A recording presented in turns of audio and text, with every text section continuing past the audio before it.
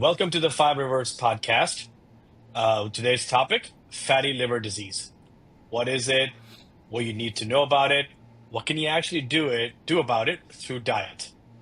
There's a huge epidemic of fatty liver disease, and we'll go through some of the stats as I go through the conversation today.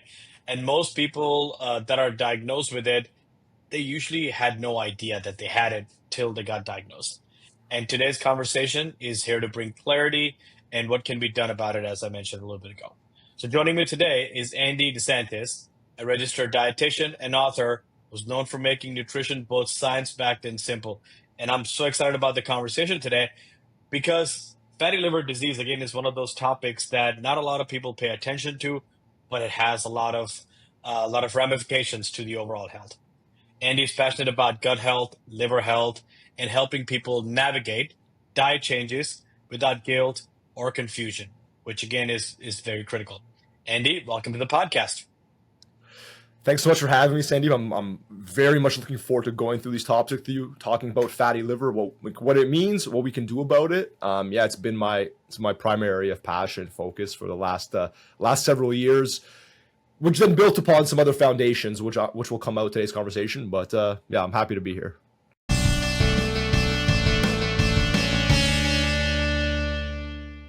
Perfect. Thank you. So let's dive right in.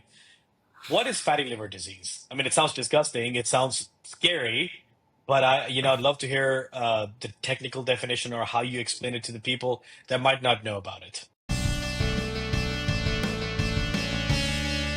Yeah, well, let me start by saying the following. It's interesting, you made a point even about what the term entails, right? So they changed the name recently to make it a little bit more diplomatic. But fatty liver disease, let's start. It's what it sounds like.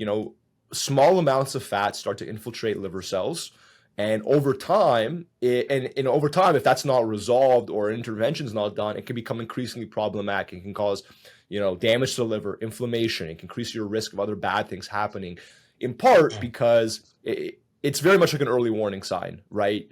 Now, the liver weighs 3.5 pounds. All you need is 0.2, 0.3 pounds of that to be fat, to be considered to have a fatty liver, okay?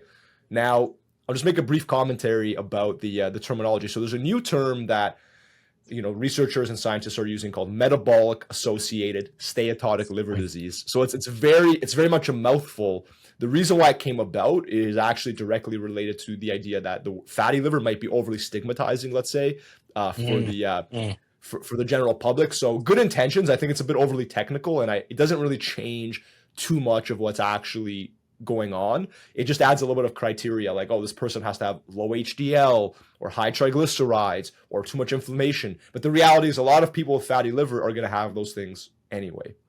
I'm going to close that loop by saying, how I look at fatty liver and the reason why I got into it is because it represents, in many cases, kind of the first indication that metabolically under the surface, your body's not working quite right. And if you get the diagnosis, and you may not have anything else overtly wrong, or you may have obviously pre-type 2 diabetes, increased risk. You may not have anything else overtly wrong, but you have an opportunity there. Your body's saying, okay, listen, systems are not working properly. Fat's getting stored where it should not be. And now you have a choice. Like the next 10 years can look one way or another way, depending on what you do next. And I like intervening at that stage. And I wanted to be involved with something that's more than just about, hey, you got to lose weight, or you got to, it's a little bit more meaningful than that. And so that's why I really do, I think, thrive working in this condition. If that makes sense. Yeah, no, it does. So now it's MASLD, I suppose, the way if I captured the letters, right? So I wish they would have come up with a cool acronym that just slips off the tongue, but the powers that be chose to go with a sort of a scientific, as you said, more inclusive, for lack of a better term, definition. Now, when we talk about, I'm going to try to refer to it as MASLD, but I might keep switching back and forth because obviously I'm not. I call it fatty liver. I call it fatty liver. There you go. Perfect. Also, yeah. Perfect. So I won't feel guilty about it. Now, who should be worried about it primarily, and how is it diagnosed for most people?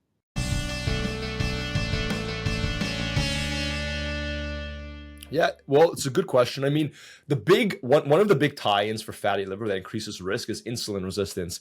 So, by extension, we could argue that anyone who has obviously a family history, obviously a family history of the condition, I think the condition is around 0.33 heritable, which basically means genetic, genetic factors explain about 33% of the risk. So it's not overwhelming, but it's not meaningless, right? So obviously, someone has a family history of the condition, right, or a family history of pre or type 2 diabetes. I think that makes it more notable right away.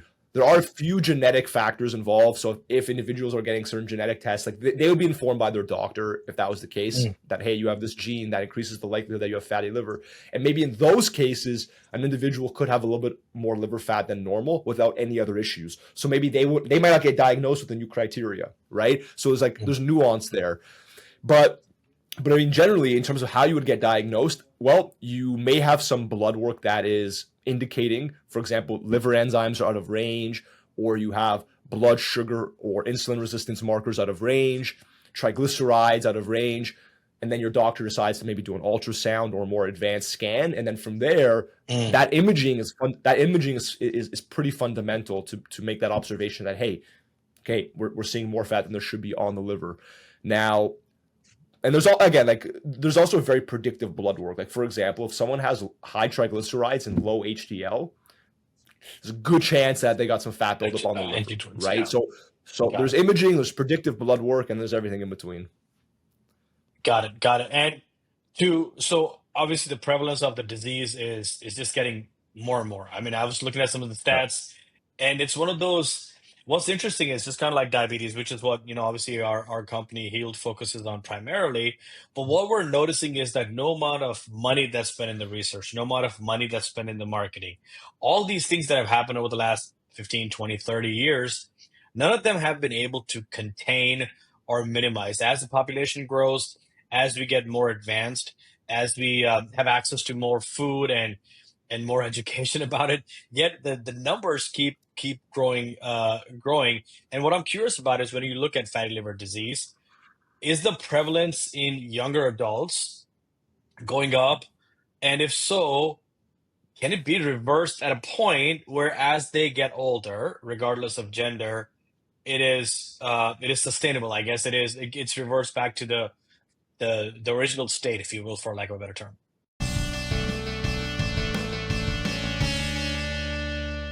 Yeah, well, first of all, it is getting diagnosed younger, especially in men, and that's a problem for various reasons. I've seen that having a fatty liver is a really strong predictor of low testosterone and fertility concerns. And I mean, on some level, right? If you end up with a fatty liver quite young, this is not universally true, but the overwhelming likelihood is, there's been a totality of less than optimal choices, let's say, around diet and lifestyle. That's the most likely explanation, right? Which is just me being diplomatic and saying diet's been poor, there hasn't been much physical activity in your life. It's absolutely reversible. Like any chronic condition, the more advanced it gets, the more challenging it becomes. I work with many people who have pre and type 2 diabetes who have taken their A1C down from 10 to below 6, which is an absolute, which you can appreciate is a remarkable outcome. So fatty liver disease, in terms of the amount of fat stored in your liver, which is the fundamental aspect of the condition, you can absolutely reduce that, and you can absolutely reduce it beyond a threshold where it's so little or it's not detectable anymore. But then the question becomes, who's a candidate to put their best foot forward and make the dietary and lifestyle changes needed to do that? And then to your other comment, I mean, for sure, growing population, all sorts of issues in the food systems with economics and otherwise. Right, and then increased awareness, increased technology to make these diagnoses. Like FibroScan is the primary imaging for the liver to make the diagnosis, and that's going to be increasingly available. So it's just a totality of those things coming together, right? Yeah. And then you get this kind of data. It's going to be 4 in 10 in North America by 2050 is what I've seen. Oh, wow, that's massive. Those numbers they're staggering. And you brought up a really interesting point. Obviously, there's a lot of factors that impact it, but the fact that it is more and more people might be going out there to say, hey, I want to make sure that I'm going through the right diagnostic, the testing. Mhm. So it increases the access to getting that information earlier. So it's For not sure. that maybe it was always the case that it might have been a problem, but it was not known as much, right? So to me, it's what's clear is that it's more common now than it used to be in the past. It used to be silent. Maybe it's still a little silent right now because people are still coming up to speed on. Hey man, I've got so many other things that I need to worry about that I hear about, be it diabetes, Hmm. hypertension, cardiovascular, so on and so forth. That this is not something that might be top of mind, so it is. It has still gone a little bit silent. Obviously, it's changing. And the good news from what you just said is that we can do something about it. Diet has a Hmm. major part in that equation. So let's actually get into that real quick because I think the listeners are going to be very interested in learning the little nuances, the little tricks. So which foods, which types of foods in general, in specific, if you will, do harm the liver or are the biggest contributor to this the fatty liver disease, if you will?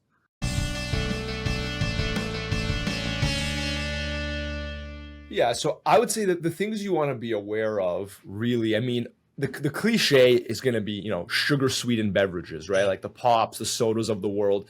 Now, you can't pin down the entirety of the condition on that, right? But if you're an individual drinking a liter of pop a day, let's say that's less than optimal for liver health. And part of the reason is because, this is only one part of it. So let's be clear. It's not resolving fatty liver is not about having one less pop, one less soda a day. But nonetheless, so these sugar sweetened beverages generally they're quite high in fructose from high fructose corn syrup. Now, Mhm. large amounts of fructose in the diet can be, if they're very large, problematic because fructose is metabolized a bit differently than other sugars. It's metabolized by the liver, so you can have something of an overload effect. Just to simplify it, fructose is also known to potentially, in very large amounts, have a negative influence on the gut bacteria. Now, the gut and the liver are Mm. connected, so gut health is very, and I'll be happy to discuss this further today. Gut health and the gut microbiota specifically is very tied in with liver health because once blood goes to the digestive system, it goes to the liver next. And if your microbiome is producing harmful compounds because it's out of balance, your liver has to deal with the consequences of that, right? So you very often see in studies people with a fatty liver, they have very high levels of these harmful bacteria more than a healthy person. They have lower levels of what we know to be helpful bacteria, right? So anyway, I've digressed a little bit away from the so fructose pop, not great. Highly refined carbohydrates, the stuff Mm. that we expect to cause a really big increase in blood sugar levels, like the things made with white flour, the croissants, the muffins, the white bread of the world. Again, I'm not here to say there's not a role for these things. Of course there is, but because items that cause big increases in blood sugar levels Yeah. over time, they can contribute to insulin resistance. Insulin resistance is a big driver of fatty liver disease. And the reason for that is because people often think about insulin as the hormone that manages blood sugar, but they don't realize it also manages blood fats, essentially. So if you have insulin resistance, not only does your blood sugar go up, the amount of fats in your blood go up. And if the amount of fats in your blood go up, there's a higher chance this is an oversimplification, still true. There's a higher chance that they'll be stored where they should not be, like in your liver. Okay. So pop, highly refined carbohydrates, and I would also say red and processed meat because we're in Mm. an era now where there's obviously red meat is being looked at as the resolver of all health conditions. And I'm not myself personally, like I'm not against red meat for my clients nor for myself, but if you're having an honest conversation, right, in North America, the average person consumes 8 times the amount of red meat that they do fish. So how is it then that like, eating more red meat above and beyond that is going to be the way to resolve health conditions, right? Now, that being said, like if someone goes from eating a lot of pop and a lot of refined carbohydrates, eats more protein instead, which is why you see some of these positive outcomes, these anecdotal positive outcomes with these types of diets, that's probably the explanation. Nobody switched from eating sweet potatoes and lentils to eating only, red meat and butter and changed their life, right? So there's contextual factors there as well. But anyway, I would say those three things we want to be aware of. But I'm much more interested in what we can do, what we can include and what we should emphasize and prioritize, right, rather than avoid. But if I had to put in a avoid list, I would say those three would be high up. Alcohol, of course, as well. Never really your liver's friend.